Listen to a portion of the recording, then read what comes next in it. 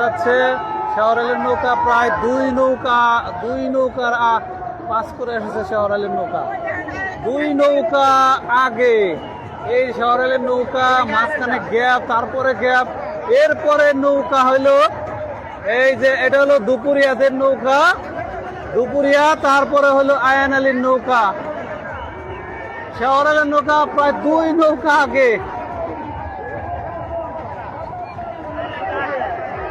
এটা আয়ানের নৌকা, তিন নৌকা পাশে পড়ছে, মাঝখানে দুপুরিয়ারা দুই নৌকা পাশে, শেওড়াইলের নৌকা